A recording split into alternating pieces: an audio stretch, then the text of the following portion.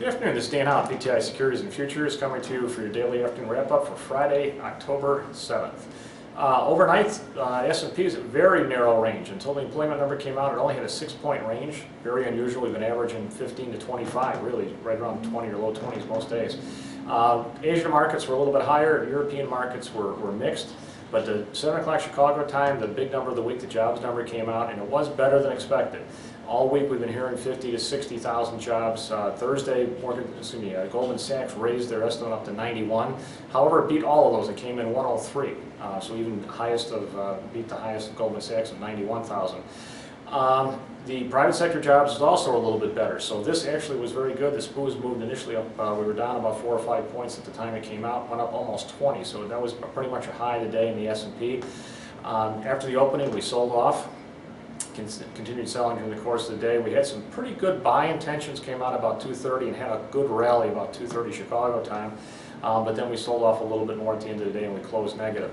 The SPX closed at 11.55, down 9 today. The Dow closed 11,191, down 19. NASDAQ closed 24.79, down 27. The 10-year note, this is a little bit different because even though the market was selling off today and we closed negative, bonds also closed negative. They've been working in very, very tight correlation, inverse correlation the past couple of weeks. But the yield closed above 2% again to 2.06, up a full 9 basis points. So this is the first time in several weeks that the 10-year note is back above 2%. Dollar was a little bit stronger today, up 9 ticks. It closed at 78.91. Gold continued to weaken today. It closed at 16.41, down $11.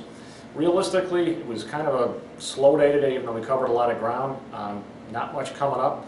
The big news of the week came out this morning. Monday is going to be a very dry day. It's Columbus Day, so there will be no bonds trading. No government reports also. Matter of fact, there isn't really any government reports coming out really till Friday. Weekly jobs numbers will be coming out Thursday, but the only other numbers of substance are all going to be coming out Friday, several sentiment numbers. So realistically, we're probably looking at relatively dry trading, which will make us very, very susceptible to being pushed around by any more rumors out of Europe. We had some small downgrades today, nothing individually of note, but there was several of them. If those keep mounting, that could be very interesting next week. It's been Dan Howe, PTI Securities and Futures.